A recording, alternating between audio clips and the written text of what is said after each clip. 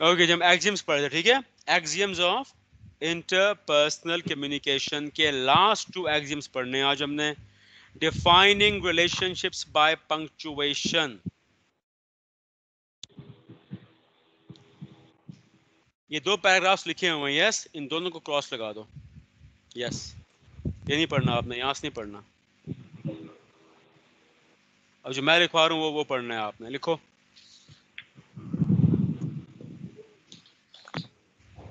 लिखो, शाबाश।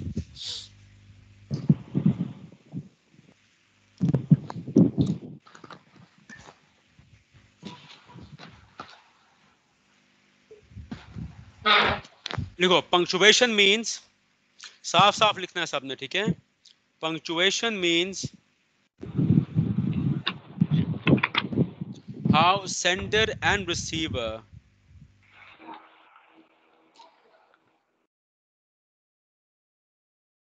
understands slash punctuates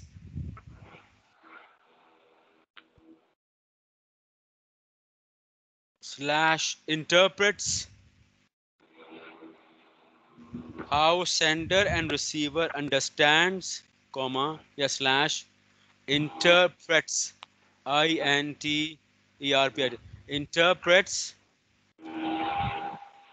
perceives each other's messages. Repeat करेंगे sentence. Punctuation means how sender and receiver understands slash punctuates slash interprets slash understands, सारों का एक ही मतलब है, understands each other's messages.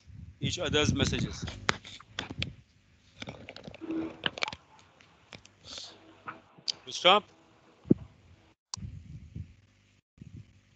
Yes sir. Yes sir. लिखो, generally the receiver punctuates the sender's message. Generally receiver punctuates the sender's message.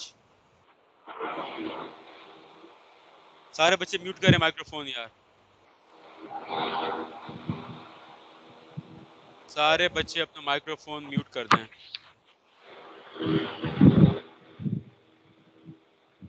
Generally receiver punctuates the sender's message.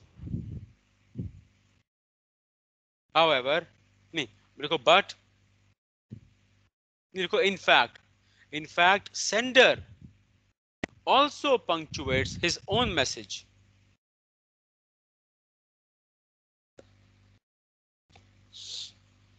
Full stop.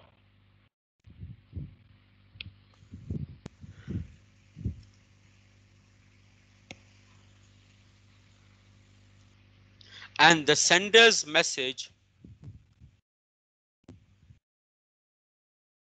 is the cause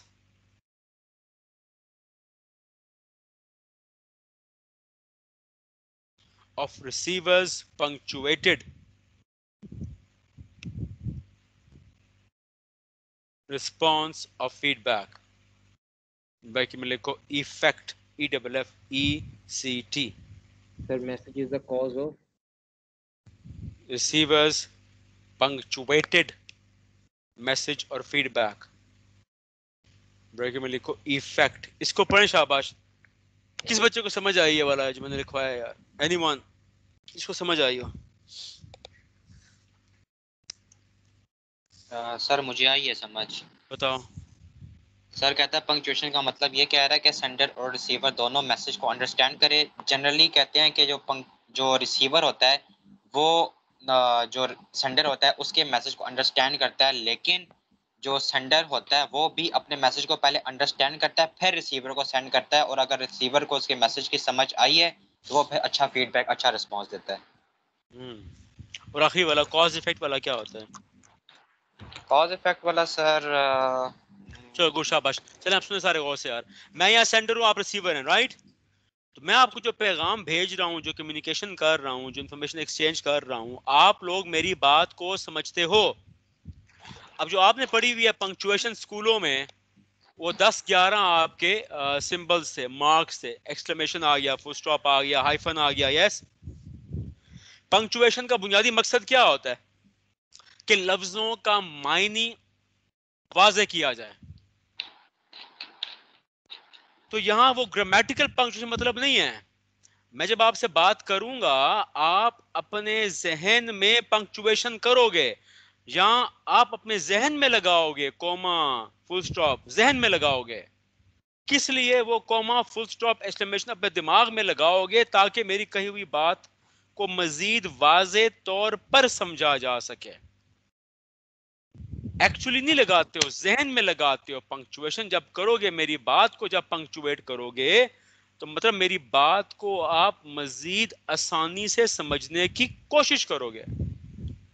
तो मैं कहता हूं, लेकिन जब मैं आपको पैगाम देता हूं, क्या मैं खुद भी पंक्चुएशन करता हूं? यस, मैं भी करता हूं, क्योंकि पैगाम देने से पहले मैं पहले खुद भी अपना पैगाम समझता हूं। जितने पहले तोलो फिर बोलो, तो मैं पहले खुद तोलता हूं, क्या ये बात ठीक है, ये ठीक है।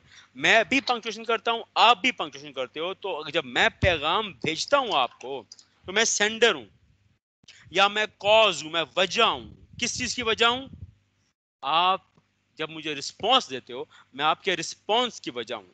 आप जब मेरा पैगाम पंक्चुएट करते हो, पंक्चुएट करके जो रिस्पॉन्स देते हो, मैं उस दूसरे लफ्ज़ों में कह रहा हूं, यार ये आपकी तरफ से ना एक मुझे फीडबैक भी है, प्लस ये मैं मेरी मेरी कम्युनिकेशन का असर है। ये मैं कॉज हूं, मैंने पैगाम दिया, मैं कॉज हूं, मैं वजह हूं। आपका ये जो रिस्पॉन्स है, ये इफेक्ट है, ये रिजल्ट है। मैं कॉज हूं, आप इफेक्ट हो। और फिर जब आप मुझे पैगाम देते हो, फिर आप मुझे देते हो, फिर मैं उसको पंक्चुएट करता हूं। इस तरह बारी बारी बारी चलता है। जहां लोगों के दरमियान इंटरपर्सनल कम्युनिकेशन हो रही है, वहां दोनों बंदे एक दूसरे के पैगामात को पंक्चुएट करते हैं, यानी उसका असल मायने समझने की कोशिश करते हैं, ताकि उसके असल मायने की मदद से फिर कम्युनिकेशन आगे की जाए। आगे आ जाओ, बस इसमें ये लिखना है, that's it. Symmetric and complementary. Symmetrical interaction describes interaction based on equal power. ये 5 वर्ड है, equal power between the parties. पर मैंने लफ्ज़ पढ़ा था, याद है हायरार्की, अलग अलग लेवल्स हो, अलग अलग इख्तियारात हो। यस मैं सर, बताया था, याद है पीयर ग्रुप्स एक जैसे। यस, यस तो मैं सर, कहता हूँ जो है ना, सिमेट्रिकल का मतलब होता है कम्युनिकेशन ऐसे लोगों के दरमियान जिनके दरमियान पावर सेम हो, इस लफ्ज़ों में इख्तियारात सेम हो। ठीक हो गया, आगे move on. Conversely, complementary interchange describes interaction based on difference in power. यानी मेरे और आपके दरमियान जो कम्युनिकेशन है वो कॉम्प्लीमेंट्री है। आप बच्चों के दरमियान आपस में जो कम्युनिकेशन है वो क्या है? सिमेट्रिकल होगी ना, सेम पावर है ना। सेम पावर वाले लोगों के दरमियान जो कम्युनिकेशन है वो क्या कहलाएगी? सिमेट्रिकल। और जो अलग अलग है वो क्या कहलाएगी? Complementary. कॉम्प्लीमेंट्री। आगे आ जाओ। This could be rephrased. इसी को दूसरे लफ्जों में हम ऐसे कहेंगे, as saying communication is either symmetric or complementary depending on whether the relationship of the parties is based on differences of parity। क्या होती है? Similarity। Yes, दो ही हम पंच वर्ड पढ़ रहे हैं। क्या होता है? Symmetrical and complementary. सिमेट्रिकल में असल में ये लिखो, ये स्टाइल ऑफ कम्युनिकेशन है। लिखो, ऊपर लिख दो, ये लिखो, these are styles of communication. Symmetrical complementary दोनों स्टाइल हैं, और इन स्टाइलों में दोनों पार्टी जब आपस में कम्युनिकेट करती हैं, तो मैं कहता हूँ ये स्टाइल अपनाती हैं। जब स्टाइल अपनाती है तो मैं कहता हूँ सिमेट्रिकल में पावर एक जैसी होती है। पावर को हम कहते हैं रुतबा कह लो, इख्तियारात कह लो, पोजीशन कह लो, कुछ भी कह लो। कॉम्प्लीमेंट्री में अलग अलग होती है।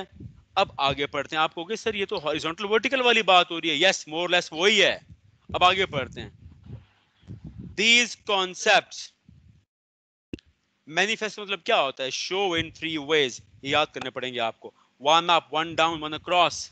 याद करो इसको, 1 अप, 1 डाउन, 1 अक्रॉस। अब याद रखो ये स्टाइल्स है, ये डायरेक्शंस नहीं है कम्युनिकेशन की। डायरेक्शंस थी हॉरिजॉन्टल, वर्टिकल, डायगोनल, ये स्टाइल है। ये 1 up, one party attempts to gain control of an exchange by dominating the overall communication। मैं कह सकता हूं, जब मैं अभी बात कर रहा हूं तो मैं डोमिनेटिंग पोजीशन में हूं, मैं टीचर हूं। तो वन अप हो रहा है। वन अप की आसान उर्दू लिखो, एक पार्टी अपनी बात मनवाती है। वन डाउन में लिखो, एक पार्टी दूसरी पार्टी बात मानती है। ये सब कीवर्ड याद करो। वन अप में क्या होगा, एक पार्टी बात, तो मैं अपनी बात मनवा रहा हूं ना अभी आपको, मैं डोमिनेट कर रहा हूं, आप सुन रहे हो मुझे, मेरी बात मान रहे हो। तो क्या लिखा हुआ है आगे, one party attempts to yield का मतलब क्या होता है, गिव। यार मैं अभी टीचर अपनी बात मनवा रहा हूं, वन अप डोमिनेट कर रहा हूं। जब मैं मनवा रहा हूं तो आप मान रहे हो ना, यस ऐसा ही है ना। Sir, yes sir. मेरी तरफ से वन अप है, आपकी तरफ से वन डाउन है। स्टाइल है, मेरा स्टाइल वन अप है, आपका स्टाइल वन डाउन है। तो वन अक्रॉस क्या होगा, इज अ ट्रांजिएंट का मतलब क्या होता है, दरमियानी stage, where the communication aims to neutralize a situation। चलो जी, मैं अपनी बात मनवा रहा हूं, आप मेरी बात मान रहे हो। अगर आपको नहीं सर जो आपने बात की है ना ये कुछ ठीक नहीं है सर, हम ये तजवीज करते हैं, क्या इसका हल ये भी हो सकता है, अगर मैं अपनी जो बात मान रहा हूं वो आप ना मानो और मैं भी आपकी बात ना मानूं और हम दोनों एक नई तीसरी बात पर एग्री कर जाएं। यानी मैं किसी से कॉन्सेप्ट समझा रहा हूं, मैं कहता हूं इसका मतलब ये होता है, आप कहते हो नहीं सर इसका मतलब ये नहीं होता। क्या इसका मतलब ये भी हो सकता है, जब दोनों एक तीसरी, उर्दू में लिखो, जब दोनों पार्टीज एक दूसरे की बात की बजाय, जब दोनों पार्टीज एक दूसरे की बात की बजाय एक तीसरी नई बात पर मुत्तफिक हो जाएं, तो उसको हम वन क्रॉस कहते हैं। टीचर एक मेथड से पढ़ा रहा है यार, वो वन अप है, बच्चे मान जाते हैं वन डाउन है, बच्चे का नहीं सर इसका भी एक और मेथड है, एक बिल्कुल नया, वन क्रॉस हो गया। ये स्टाइल है कम्युनिकेशन की। सर मुका हाँ जी,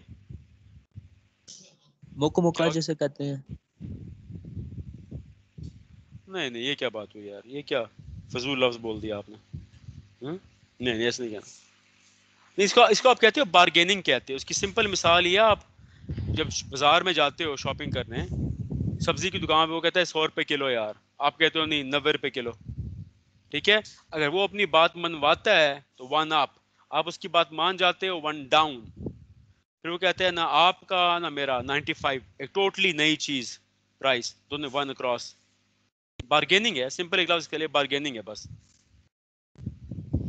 Where parties adopt, अब ये देखो ये इंटरेस्टिंग है ये, where parties adopt the same style one up, one up मतलब जहां दोनों पार्टीज अपनी अपनी बात मनवाने पर बजिद हो जाएं। दुकान वाला के मेरी आप और मेरी प्राइस है, वन अप, दोनों एक जैसा स्टाइल अपनाएं, फिर तो बहस छिड़ गई ना। वन डाउन, इसका मतलब क्या होगा, लिख लो यार, कि जो एक शख्स ने वन डाउन, जब एक पार्टी की बताई हुई बात पर मुत्तफिक हो जाएं, दोनों वन डाउन नीचे आ जाएं, जब एक पार्टी की बताई हुई बात पे दोनों नीचे आ जाएं।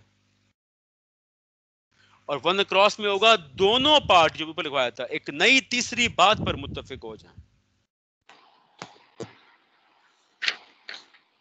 एक पार्टी भी एक नई बात करे, जैसे हम कहते हैं इंडिया और पाकिस्तान का डायलॉग हो रहा है यार, तो हम क्या कहते हैं तीनों, हम दोनों पार्टीज कहती हैं कि इंडिया पाकिस्तान का रेजोल्यूशन, यूएन के रेजोल्यूशन, मसला जो है वो यूएन के रेजोल्यूशन के मुताबिक होना चाहिए ना।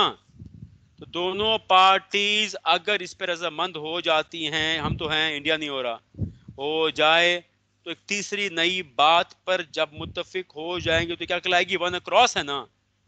दोनों एक तीसरी नई बात कह रहे हैं ना, दोनों का एक जैसा स्टाइल अडॉप्ट कर, देखो क्या लिखा हुआ आगे, where parties adopt the same style, one up, one down, one across, it is described as symmetrical. Symmetrical का मतलब यह है कि दोनों पार्टीज, ऊपर क्या लिखा, पहली पैरेंट में क्या लिखा था, describes interaction based on equal power, याद है। अब इस लफ्ज को मैच करो इस लाइन के साथ, where parties adopt the same style, जब पार्टी सेम स्टाइल अडॉप्ट करेंगी तो इसका मतलब एक जैसी पावर का इजहार कर रही है ना। एक ऐसी पावर का मुजाहरा कर रहे हैं, दुकान पे खड़ा हुआ है, गाहक भी बहस कर रहा है, दुकान वाला भी बहस कर रहा है, दोनों बहस किए जा रहे हैं, एक जैसा स्टाइल अपनाए हुए हैं, एक जैसी पावर है। फिर दोनों कहते हैं, तजवीज करते हैं या 90 रुपए या 95 रुपए, तो दोनों बताई हुई बात पर नीचे आते हैं या एक टोटली नई बात पर नीचे आ जाएं, तो वो वन क्रॉस। वन क्रॉस में पंच लाइन ही होती है, एक टोटली नया हल। और वन डाउन में किसी का बताया हुआ हल, उस पर दोनों नीचे आ जाएं। जब ये स्टाइल एक जैसे होते हैं तो हम फिर कहते हैं, जो कि रियल लाइफ में आप देखोगे, इससे फिर हमेशा जो है ना, वो वन अप में तो झगड़ा ही होता है हमेशा, क्योंकि जब दोनों अपनी अपनी बात, वो तो झगड़ा है, वो तो बहस है। दुकान पे आप जाते हो चीज लेने, आप भी अपनी प्राइस, वो भी अपनी प्राइस, बात तय नहीं होती, आप कहते हो ठीक है फिर अगली दुकान पे जा रहा हूँ यार। वन अप स्ट्रेट झगड़े वाली हालत है। वन डाउन में मामला तय पा जाते हैं, वन अक्रॉस में मामला तय पा जाते हैं। वन अप में सीधा हेड ऑन है, वो झगड़ा है, वो बहस है।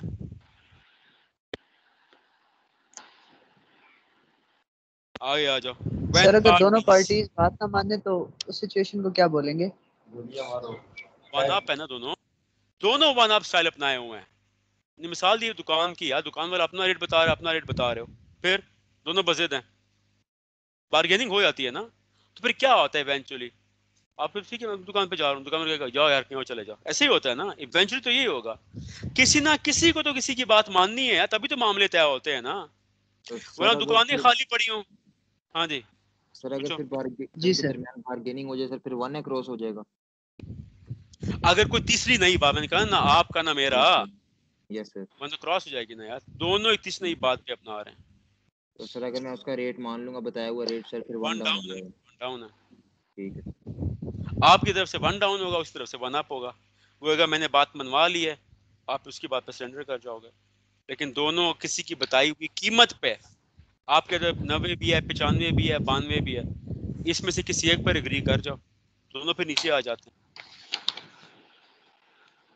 Last, where parties use opposing styles, जो ऊपर पढ़ा था हमने, याद है वन अप वन डाउन वाला, वो फिर क्या कहलाएगा?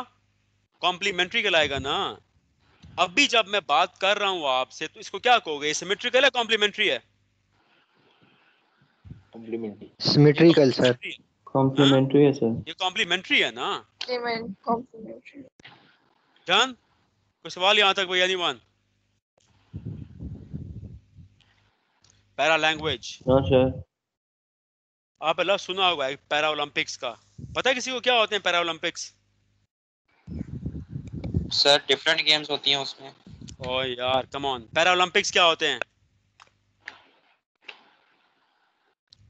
ओ यार कभी कोई देखते भी हो स्पोर्ट्स या हर वक्त पढ़ते रहते हो बस? नहीं सर, स्पोर्ट्स नहीं देखी कभी। ठीक है सर। क्या होते हैं पैरा ओलंपिक्स? यार देखें, जो माजूर लोगों के मुकाबले होते हैं यार, हैंडीकैप्ड होते हैं जो सारा, पैरा ओलंपिक्स। ओ जी जी सर। तो पैरा लैंग्वेज फिर क्या होगी? देखो लैंग्वेज को पता है, language means words that belong to different languages, Urdu, English, French, Italian. Para language is similar in concept to the axioms of interpersonal communication as it relates to something other than the words. अल्फाज के अलावा कोई और चीजें। Let's read on. Para language describes the vocal मतलब आवाज आती हो, describes the vocal yet non-verbal. vocal है लेकिन नॉन वर्बल है। नॉन वर्बल क्या होता है? इसमें अल्फाज इस्तेमाल ना किए जाएं। हम कह रहे हैं पैरा लैंग्वेज में आवाज आती है, वोकल है, लेकिन ये नॉन वर्बल में, येट नॉन वर्बल, हालांकि आवाज आती है लेकिन इसको वर्बल नहीं कह रहे। देखो जहां वर्बल आएगा आप कहोगे अल्फाज, जहां नॉन वर्बल आएगा आप कहोगे अल्फाज नहीं है। जहां पैरा लैंग्वेज आएगी आप कहोगे ये वर्बल भी नहीं है, ये लफ्ज इस्तेमाल नहीं होता है, लेकिन ये नॉन वर्बल है, नॉन वर्बल में अल्फाज नहीं आते। ये है नॉन वर्बल लेकिन इसमें आवाज आती है, आवाज का इस्तेमाल होता है, लेकिन अल्फाज, ये लिखो, इसमें आवाज का इस्तेमाल होता है लेकिन अल्फाज का नहीं। यानी आवाज का उतार चढ़ाव यार। आवाज का इस्तेमाल होता है लेकिन अल्फाज का नहीं। सर लहजा। बताता हूँ मैं। देखो ये है वेरिएंस इन स्पीड, मतलब तेज बोलना, आहिस्ता बोलना, टोन, लहजा, वॉल्यूम, कितना बोलना, कम बोलना, ज्यादा बोलना, वॉइस है, स्ट्रेस, किस लफ्ज पे जोर देना, ये सारा मैं बताता हूँ आपको। देखो अब मैं बोलता हूँ यार, ये अब मैं जुमला बोल रहा हूँ, अभी नोट करना पैरा लैंग्वेज कैसे बोलता हूँ मैं। ये देखिए सारे आप well, all students need to come tomorrow and you have a test and all of you need to come to lab 3 and we'll have a test at the same one and I'll be monitoring you then and there. ये तेज है। अब बोलता हूँ all students need to come tomorrow in lab 3 and I'll be monitoring you, all of you. You'll sit at your seats and you'll be handed the test answers, your sheets. ये slow है तो मैंने लफ्जों की speed से पैगाम बदला है कि नहीं बदला। फिर देखो मैं ऐसे कहता हूँ फिर all of you keep quiet and just listen to me carefully. फिर कहता हूँ please keep quiet and listen to me. तो लफ्जों की स्पीड से भी मुख्तलिफ पैगाम मिलता है कि नहीं मिलता। सर इसमें तो आवाज आ रही है, वो लफ्ज भी आ रहे हैं सर। ये बच्चा मिस कर रहा है ना पॉइंट, जरा गौर सुनो ना आप। क्या लिखा है मैंने, बताओ डेफिनेशन में क्या लिखा है, पढ़ो। आवाज का इस्तेमाल हो लेकिन अल्फाज ना आए। पहला क्या लिखा है, वेरिएंस इन स्पीड। क्या मतलब होता है इसका, कि जिस रफ्तार से लफ्ज बोले जाएं, रफ्तार से। अब मैं कहता हूं जब मैं आपसे बात कर रहा हूं, कम्युनिकेट कर रहा हूं, अभी मैं लफ्जों से कम्युनिकेट कर रहा हूं, लेकिन लफ्जों को मैं खास रफ्तार में बोल रहा हूं ना। या सब छोड़ो, आप सॉन्ग नहीं सुनते हो, सॉन्ग को जब रीमिक्स करते हो आप, यस सर। देखा जब वो फास्ट फॉरवर्ड कर देते हैं, यस सर। Yes sir. तो फिर क्या गाना वैसा रहता है? No sir. No sir. गाना तो वही है, लफ्ज तो वही है। क्या पता आपके स्मार्टफोन में भी हो ये फीचर, जो अपनी आवाज है उसको स्पीड पे लगा दो ना यार, तो डिफरेंट नहीं बन जाएगी। तो पैरा लैंग्वेज का मतलब भी यही है, लफ्ज तो वही रहते हैं लेकिन उनकी स्पीड ऊपर नीचे करने से एक डिफरेंट चीज आ जाती है फिर सामने। तो ओल्ड सॉन्ग और रीमिक्स सॉन्ग टोटल अलग चीजें हैं। टोन, लहजा, तो वही मैं कहता हूं ये sit down and listen to the lecture, फिर मैं कहता हूं sit down and listen to lecture। अब बदल गया लहजा। Yes sir. लहजा बदल गया, तो लफ्ज वही हैं लेकिन मेरा लहजा बदलने से पैगाम मुख्तलिफ हो गया ना।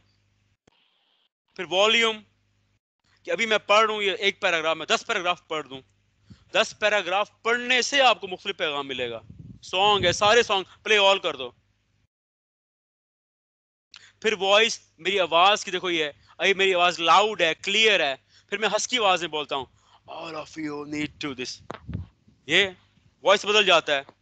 फिर स्ट्रेस, किस लफ्ज पे जोर दे, देखो मैं स्ट्रेस दूंगा, देखो ये बोलूंगा मैं अभी, देखो कैसे मैं जोर दूंगा लफ्ज पे। Para language describes the vocal yet non-verbal, इस तरह। और इसकी सिंपल मिसाल ये है, जब आप, हाँ जी ठहर जाओ, जब आप ड्रामा देखते हो, मूवी देखते हो, जो फनकार हैं वो फनकार क्यों कहलाते हैं, आर्टिस्ट क्यों कहलाते हैं वो? ओ भाई वो लफ्जों को ही उतार चढ़ाव करते हैं ना। आप कहते हो ये एक्टर अच्छा है, ये बुरा है, वो एक्टर जो है ना, वो जिस तरह वो डायलॉग बोलता है बेस्ट है यार। तो वो डायलॉग में अल्फाज का उतार चढ़ाव और लहजे का उतार चढ़ाव का इस्तेमाल करता है, जिससे वो बिल्कुल एक नया इफेक्ट आ जाता है उसका। हाँ जी आप पूछो बच्चे। सर जैसे आपने एग्जांपल दी ना कि listen to lecture please sit down, sir उसमें वेरिएंस इन स्पीड तो होगी लेकिन जो उस बात का मीनिंग है वो तो सेम रहेगा कि लेक्चर बैठ से और लेक्चर सुनो गौर से। यार लेकिन वो रूड है ना, वो पोलाइट है, सिट डाउन सिट डाउन। फिर अब बोलो। मतलब है कि बात करने का अंदाज बदलना। लेकिन सर मीनिंग तो सेम ही होगा ना दोनों का। ओ यार मीनिंग तो सेम ही रहता है लेकिन अब रूड हो गया ना वो। जी सर। यार सर यहाँ लहजे की बात कर रहे हैं, मीनिंग की बात नहीं कर रहे। टोन, टोन का मतलब लहजा होता है ना।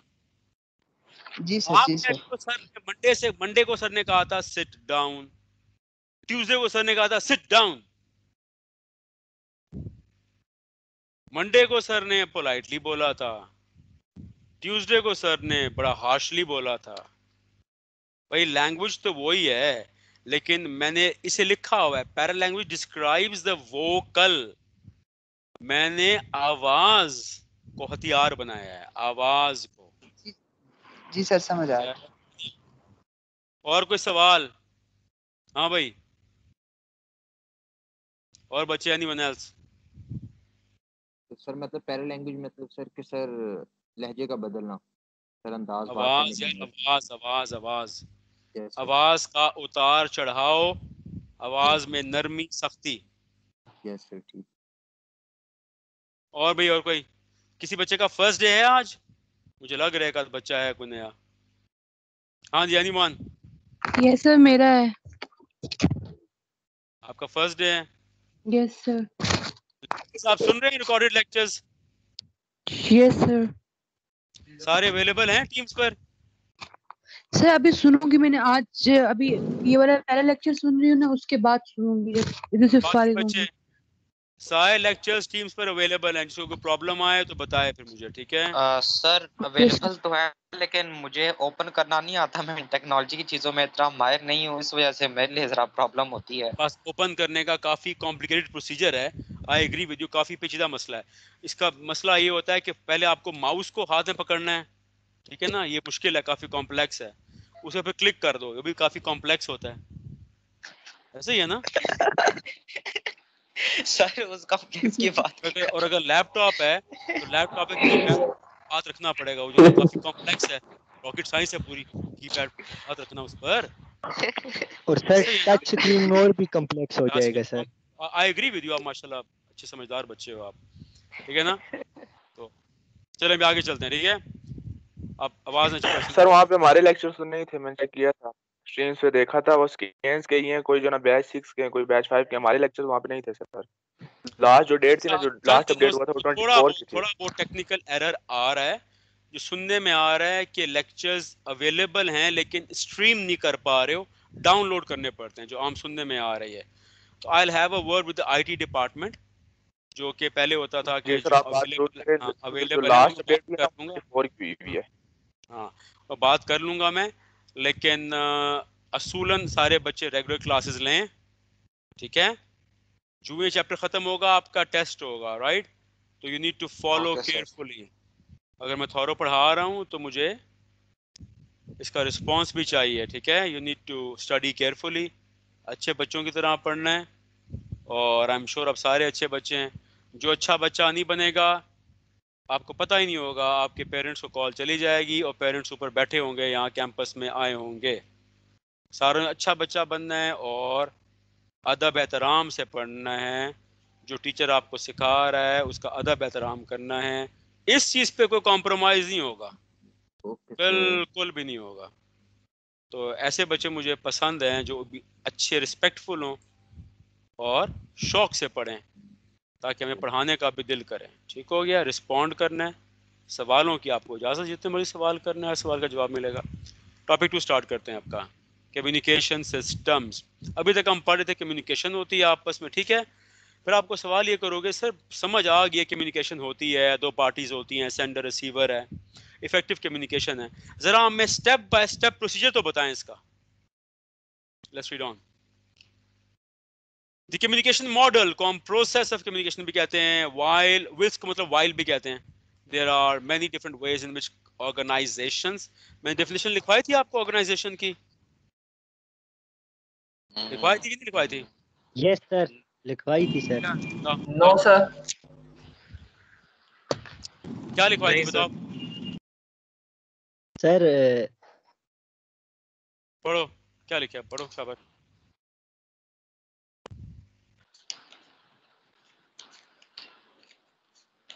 हमें लिखवाई हुई है मैंने, पढ़ो बच्चे जल्दी करो।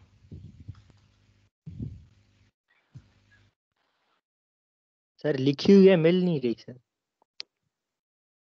जो लिखो दोबारा लिख लो, सारे लिखें यार। सर आप लिखवा दें। Organisation is an association of 2 or more persons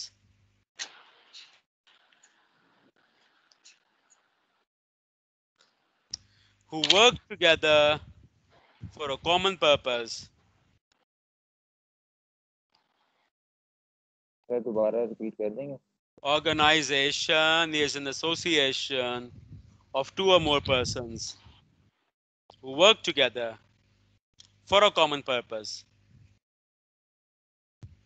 from a defined premises. कभी लफ्ज़ सुना है premises? P-R-E जगह या जगह P-R-E-M-I-S-E-S. Sir, association for two or more persons. Organization थोड़ा तेज लिखो यार, क्या हो गया, बड़े हो जाओ. Organization is an association of two or more persons who work together for a common purpose from a defined premises which is separate from the rest of the society.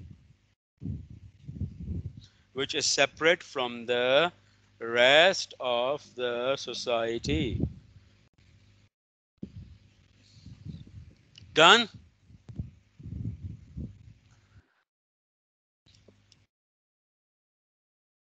Yes sir. अब मैं कहता हूँ scans भी एक organisation है यार, क्यों? Yes sir, बिल्कुल. स्कैन्स, और कैसे भी स्कैन्स का प्रेमिसेस है कि नहीं है? एक इसको मेजर कर सकते हो आप. स्कैन्स की अपनी बाउंड्री है कि नहीं है? इसको दो से ज्यादा लोग चला रहे हैं कि नहीं चला रहे हैं?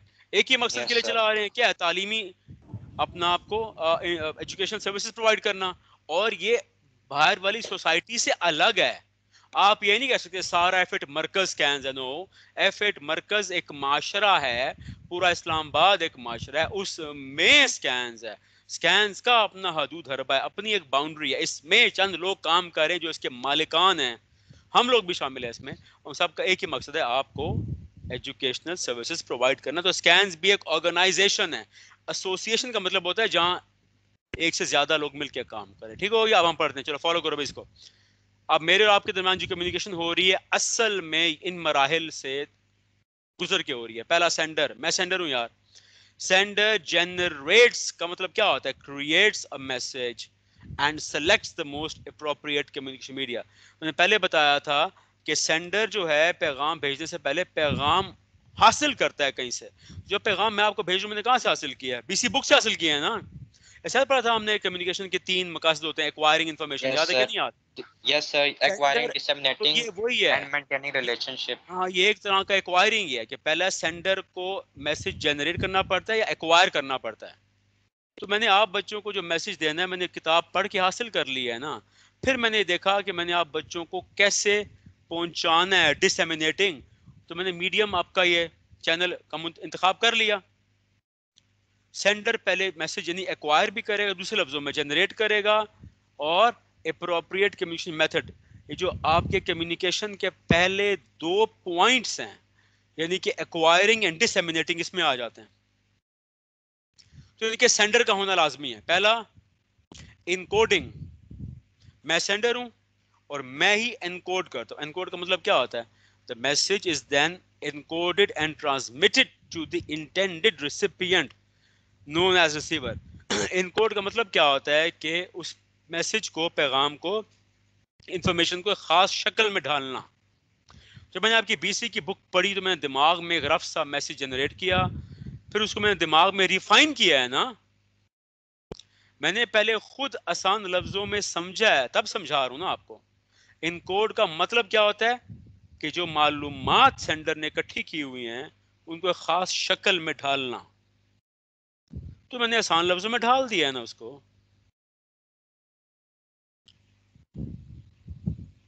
और फिर मैं आप तक पहुंचा रहा हूं.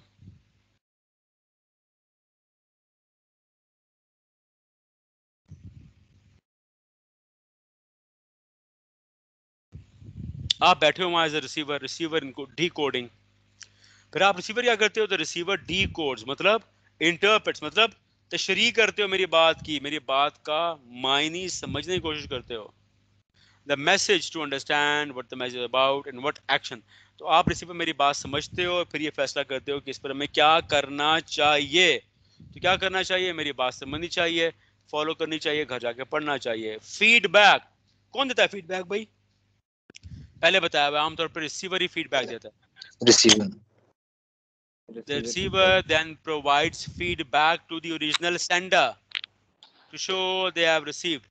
जब मैं सवाल करता हूँ आपसे, बताओ मेरे सवाल करने का मकसद क्या होता है? कि पता चले कि आपको पैगाम समझ आया है कि समझ आ रहा है। अगर मुझे आपका जवाब सही मिल जाता है तो मेरी कम्युनिकेशन क्या हो जाएगी? इफेक्टिव हो जाएगी। आपका फीडबैक देना जरूरी है। देखो ये लिखा हुआ है सर्कल में सारा। पहला क्या है? Generates message. दूसरा ट्रांसमीटर। यहाँ ट्रांसमीटर किसे कहा गया है? सेंडर को कहा गया। ऊपर देखो डायग्राम में ट्रांसमीटर लिखा है ना ऊपर, मतलब सेंडर ही है यहाँ। The encoded message is transmitted, encoded message is received, receiver डिकोड्स the message, receiver provides feedback. ठीक है, ये सारा सर्कल आपका चलता रहता है। तो मेरे आपके दरमियान यही तो हो रहा है अभी। इस डायग्राम को फिलहाल छोड़ दो। कोई सवाल यहाँ तक? आए कोई डेफिनेशंस आ रही हैं? Sender, recipient, medium, channel, noise, social, message, feedback. Sender वही रिपीट हो रही है सारा। पढ़ लिया सेंडर क्या होता है? Is a person, organisation. अब सेंडर एक इदारा भी हो सकता है। जब आपको स्कैन्स का मैसेज आएगा मोबाइल पे तो वहां सेंडर कौन है? वो मैं तो नहीं हूँ, वहां तो स्कैन्स है या मैं हूँ। समझा रहे? तो सेंडर कोई भी हो सकता है, इदारा भी और एक शख्स भी। Who is recognized as being the originator। ये 5 वर्ड है, इस पे आता है MCQ। सेंडर वो है जो ओरिजिनेटर है। सारे बच्चे अपना म्यूट कर ले microphone. In most cases the sender would be a specific person. However, reports, letters, memos and prospectus may be communicated to the of team। ये आगे लफ्ज आ रहा है, prospectus को छोड़ दो, आगे पढ़ेंगे। मेमो क्या होता है बता दिया मैंने आपको। मेमोरेंडम होता है, क्विक रिमाइंडर्स। और नीचे जो लिखा है उसको क्रॉस लगा दो, बस छोड़ दो, क्रॉस लगा दो। सर एक क्वेश्चन है। हाँ पूछो। सर मिसाल के तौर पे लेते हैं कि मैसेज एक बंदा जनरेट करता है, हमें वो कोई और बंदा वो मैसेज हम तक पहुंचाता है, तो हमारे लिए सेंडर कौन सा होगा? जो ओरिजिनेट करेगा या जो हम तक पहुंचाएगा? Yes originator. यस जनरेट किया होगा। ठीक है, ओके ओरिजिनेटर लफ्ज याद रखो, जिसने पैगाम असल में भेजा होगा। ठीक है, यस सर। रिसिपिएंट पढ़ लिया। में रिसिपिएंट क्या होता है?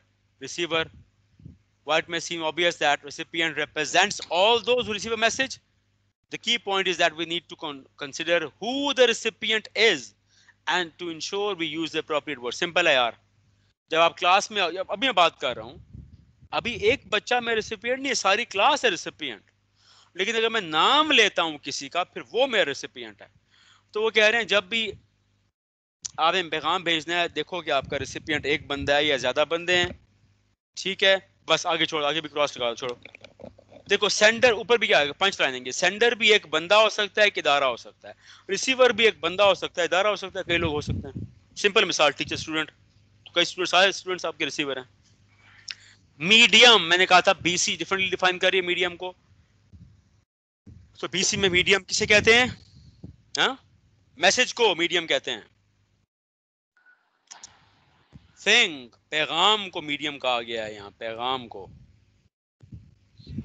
Think of medium being the message itself rather than how it is sent। जबकि जनरल लैंग्वेज में हम जो आम बातचीत करते हैं उसमें मीडियम को जरिया ही कहते हैं ना। लेकिन आप क्योंकि आप सब्जेक्ट पढ़ रहे हो, याद रखो हर सब्जेक्ट में लफ्जों के अलग अलग मतलब होते हैं, उसके मुताबिक फिर करना पड़ता है। Which is the channel। आगे फिर बस मीडियम को समझ लो। पैगाम, पैगाम को मीडियम कहा गया, बस आगे छोड़ दो, क्रॉस लगा दो। आगे आप पढ़ते हैं चैनल, जरिया। The communication channel is the route by which the message is transmitted from the sender to the recipient। अब एग्जांपल देंगे। If you take a letter, the medium, पैगाम लिखा हुआ है ना, as example this could, मैंने अभी खत लिखा हुआ है यार एक, वो मैं आपको भेजना चाह रहा हूँ, तो लेटर तो मीडियम है ना, लेटर तो पैगाम है। इस पैगाम को आप तक पहुंचाना है, कैसे? पहला क्या लिखा हुआ है? Telecommunication, the letter could be read out on telephone. पढ़ सकता हूँ, फोन करके खत पढ़ लूँ, उस पर आपको पढ़ के सुना दूँ, हो सकता है कि नहीं हो सकता? पॉसिबिलिटी है। Yes sir. Internet, the letter could be emailed, कर सकता हूँ भाई? यस सर, बिल्कुल। Post, the letter could be printed and posted, भी कर सकता हूँ। Notice board, the letter could be printed then posted on the staff. ये सारे क्या हैं? ये सारे चैनल्स हैं ना, ये सारे जरिए हैं. इन जरियों से मैं अपना पैगाम आप तक पहुंचा सकता हूँ. Done. Yes sir. Noise is any kind of interference, मतलब मुदाखलत that damages the actual message. मैं भी पढ़ा रहा हूँ, अगर मैं पंखे की पीछे आवाज बहुत तेज कर दूं तो कोई ऐसी मुदाखलत जो मेरे पैगाम को, ऐसे बाजार में खड़े आप बात कर रहे होते हो, ट्रैफिक की आवाज आ रही होती है, ट्रैफिक की इतनी आवाज हो कि आपका आवाज मुझे कट कट के आ रही हो, या थंडरस्टॉर्म है बाहर, आंधी है, फिर कोई ऐसी मुदाखलत, कोई, आगे हम पढ़ेंगे, कोई ऐसी मुदाखलत जिसकी वजह से मेरा पैगाम अपनी असल हालत में आप तक ना पहुंच पाए, यानी अधूरा पहुंचे आप तक. एग्जाम्पल पढ़ते हैं. For example, a heavy storm may mean that the phone connection is weakened and keeps breaking up, so only part of the spoken words can be heard by the recipient. An example might be when watching a television program and the picture breaks up. Television देख रहे हो, picture बाबा टूट रही है यार, तो पैगाम पूरा नहीं पहुंचना आपको. Yes sir. 4 किस्म की नॉइज होती है. फिजिकल नॉइज याद करें इसको, टर्म्स को. Physical, psychological, physiological. फिर क्या है? सिमेंटिक. याद करो शाबाश, याद करो इनको. 1 मिनट दे रहा हूं आपको. हो गया sir.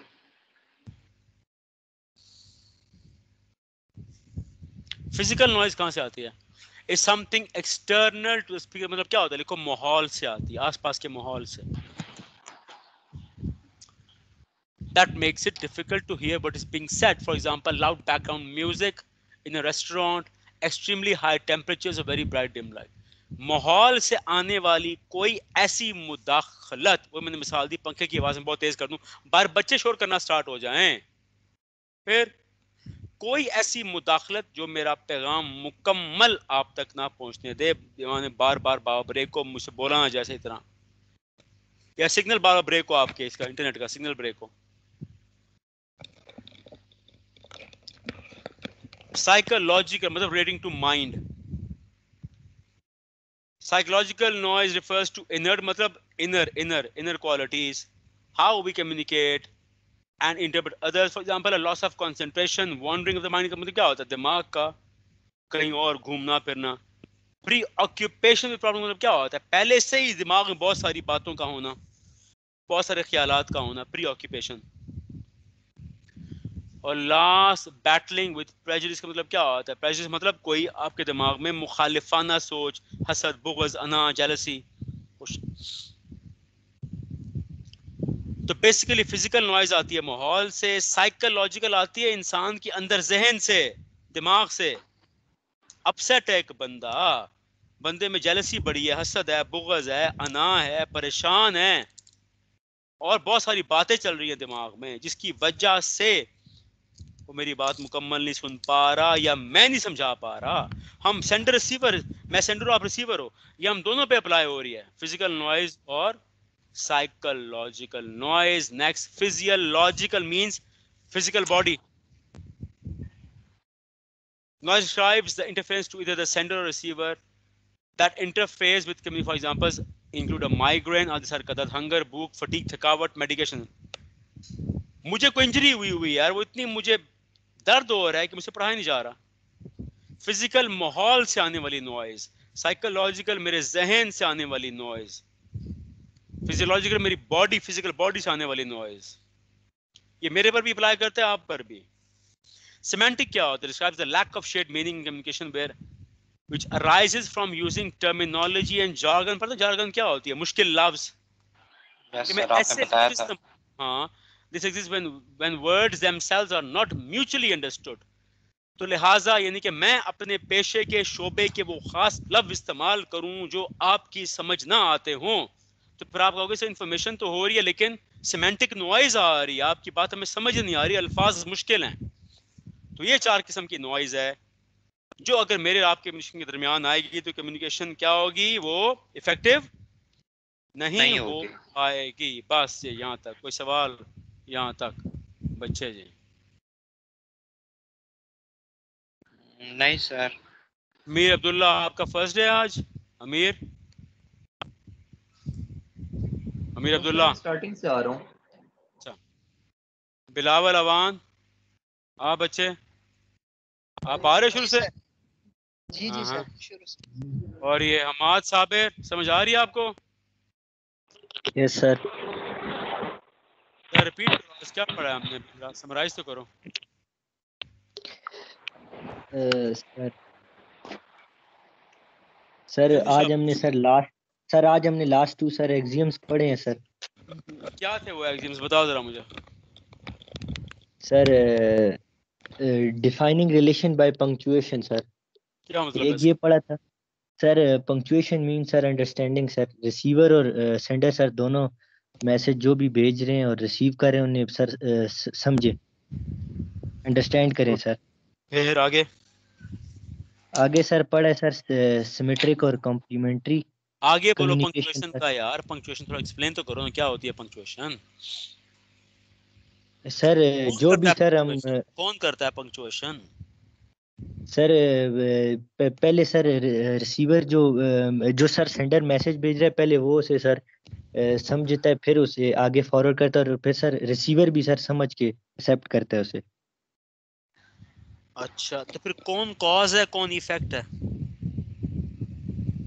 Sir cause sir sender है और सर इफेक्ट रिसीवर है सर।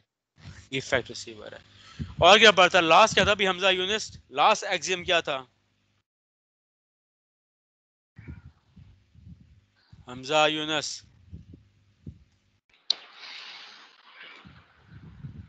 हमजा यूनिस प्रेजेंट हो कि नहीं प्रेजेंट यार?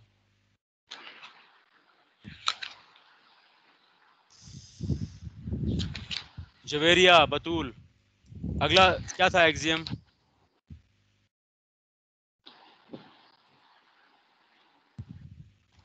जवेरिया, अगला एक्सियम क्या था? आवाज आ रही है कि नहीं आ रही मेरी यार सबको? आवाज सर आ रही है सिमेट्रिक वहाँ? और कॉम्प्लीमेंट्री। आ रही है सर। बताओ शाबाश, बताओ। सिमेट्रिक और कॉम्प्लीमेंट्री ये स्टाइल्स हैं कम्युनिकेशन के। सिमेट्रिक में हाँ, सेम पावर होती है और कॉम्प्लीमेंट्री में डिफरेंट पावर होती है। हाँ, और आगे इसके 3 कॉन्सेप्ट्स थे, 1 up 1 down and 1 across. One up में क्या होता है? 1 अप में एक पार्टी अपनी बात मनवाती है, 1 डाउन में एक पार्टी अपनी बात मानती है। अपनी और बात मानती है?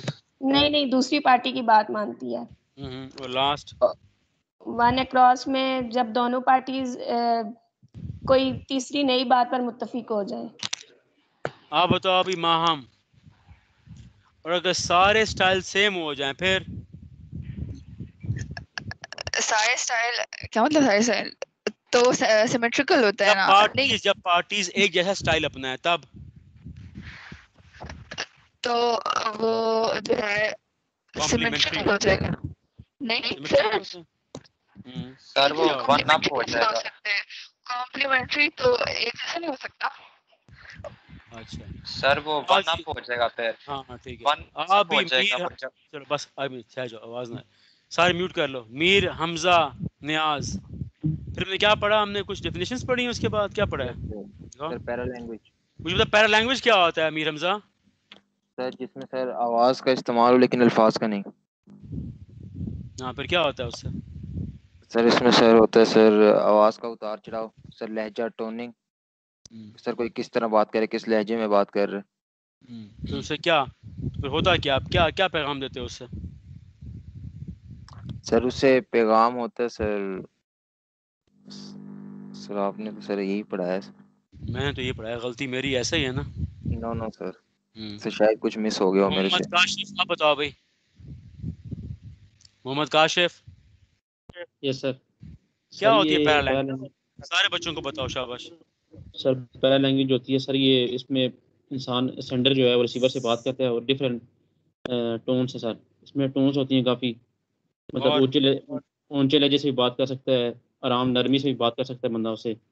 सर ये टोन्स खाली वाले से लहजा ही बदलता है बस? सर लहजा भी बदलता है और आवाज़ का भी सर फर्क होता है। और